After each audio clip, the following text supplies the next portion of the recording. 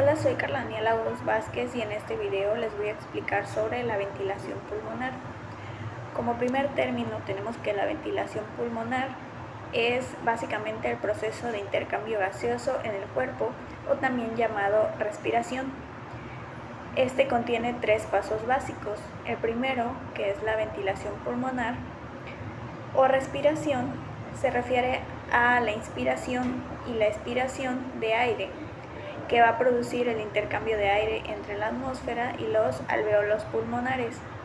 Como segundo paso tenemos la respiración externa o pulmonar, que es el intercambio de gases entre la sangre que circula por los capilares sistémicos y la que circula por los capilares pulmonares a través de la membrana respiratoria. Tenemos que durante este proceso la sangre capilar pulmonar obtiene oxígeno y pierde dióxido de carbono. Y como tercer paso tenemos la respiración interna o también llamada tisular, que es el intercambio de gases entre la sangre en los capilares sistémicos y las células tisulares. Durante este proceso lo que sucede es que la sangre pierde oxígeno y adquiere dióxido de carbono, y que dentro de las células las reacciones metabólicas que consumen oxígeno y liberan dióxido de carbono durante la producción de ATP constituyen la respiración celular. Como dato importante tenemos que durante la ventilación pulmonar el aire fluye entre la atmósfera y los alvéolos, gracias a diferencias de presión alternantes creadas por la contracción y la relajación de los músculos respiratorios, y que la velocidad de flujo aéreo y el esfuerzo necesario para la ventilación también dependen de la tensión superficial y alveolar, la distensibilidad de los pulmones y la resistencia de las vías aéreas.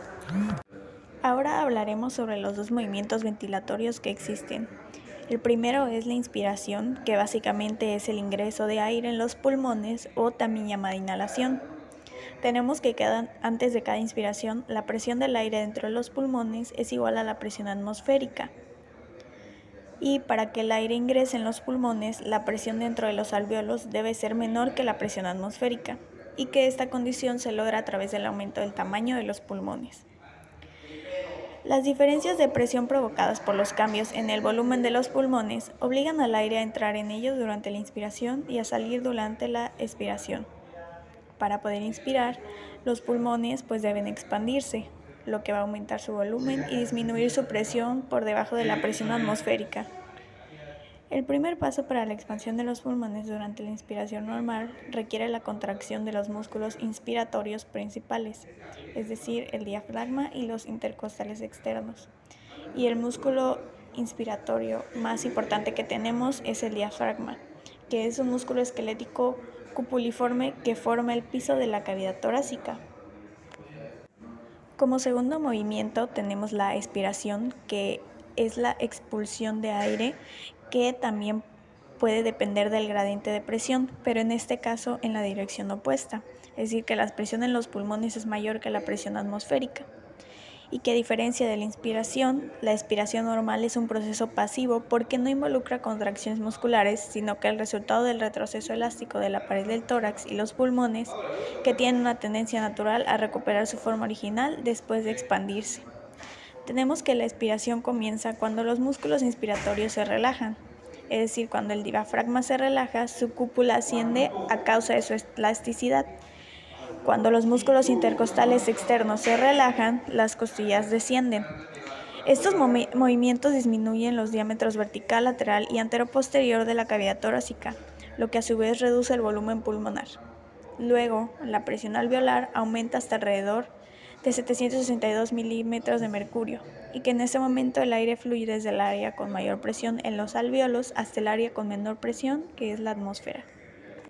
Ahora hablaremos sobre los cambios de presión durante la ventilación pulmonar, que es aquí cuando básicamente el aire ingresa en los pulmones, cuando la presión del aire que se encuentra en su interior es menor que la presión atmosférica, y que a diferencia el aire sale de los pulmones cuando la presión dentro de ellos es mayor que la presión atmosférica. Tenemos tres cambios de presión. El primero es el de reposo, cuando el diafragma está relajado. Después, como segundo paso, tenemos que durante la inspiración el diafragma se contrae, el tórax se expande, los pulmones se desplazan hacia afuera y la presión alveolar disminuye. es decir, tiene una presión de 758 milímetros de mercurio. Y como tercer paso tenemos que durante la expiración el diafragma se relaja, los pulmones retroceden en dirección interna a su forma original y la presión alveolar aumenta, lo que va a impulsar el aire fuera de los pulmones, y la presión alveolar aumenta a un 762 milímetros de mercurio. Ahora hablaremos sobre los músculos más importantes de los músculos inspiratorios. Como primero tenemos el músculo escaleno, que se divide en 3 porciones: anterior, medio y posterior, que cada uno se va a originar dentro de las apófisis transversas sobre diferentes vértebras. Tenemos su inserción, que en el escaleno anterior es la primera costilla, en el escaleno medio es la primera costilla dorsal al surco de la arteria subclavia, y el escaleno posterior, que es sobre la superficie externa de la segunda costilla. Su función principal es elevar las costillas superiores. De ahí tenemos el pectoral menor, que su principal función va a ser colaborar durante la inspiración. Su origen es en la cara anterior de la zona de unión entre el cartílago costal y las costillas tercera, cuarta y quinta, y su inserción es en la apófisis coracoides de la escápula. Ahora tenemos los elevadores de la costilla, que como su nombre lo dice, eleva las costillas durante la inspiración. Su origen es la apófisis superior de la costilla a la cual se une, y su inserción es la costilla que está debajo del origen. Tenemos el esternocleidomastoideo, que es la parte superior anterior del manubrio, borde superior y cara anterior de la clavícula como origen. Su inserción es la cara lateral de la apófisis mastoides, y su función principal es elevar la clavícula y asistir al movimiento de bombeo de la pared torácica durante una inspiración forzada. Tenemos los supracostales, que su principal función es tirar de la costilla hacia arriba, aumentando los diámetros transversal y anteroposterior del tórax, con origen en apófisis superior de la costilla que se une y su inserción a costilla que está debajo de su origen. Tenemos el trapecio superior, que su principal función es la elevación de la clavícula, donde también hay una inspiración forzada. Su origen es en el hueso occipital y el ligamento nucal, y su inserción en el tercio más lateral de la clavícula. Como último tenemos los músculos expiratorios. Como principal o más importantes tenemos los intercostales internos, que su principal función es deprimir e invertir las costillas que facilitan la expiración. Su origen es el labio medial del borde inferior costal y su inserción es el borde interno de la costilla subyacente. De ahí tenemos el oblicuo interno, que su principal función es la expiración, que esa puede ser forzada o por un tosido. Su origen es la fascia toracolumbar y su inserción es la vaina del recto del abdomen y línea alba. De ahí tenemos el oblicuo externo, que su función principal es la expiración, que también puede ser forzado por un tosido, que tiene su origen en la superficie externa de las costillas 5 a 12 y su inserción en el labio externo de la cresta ilíaca. Tenemos el recto abdominal, que también su función es la expiración forzada o tosido, y sus orígenes los cartílagos costales del quinto al séptimo, y su inserción es la cara lateral del primer metacarpiano. Tenemos el dorsal ancho, que su función es provocar una compresión de la caja torácica.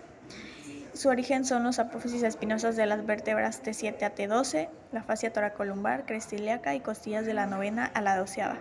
Y su inserción es la cresta del tubérculo menor del húmero.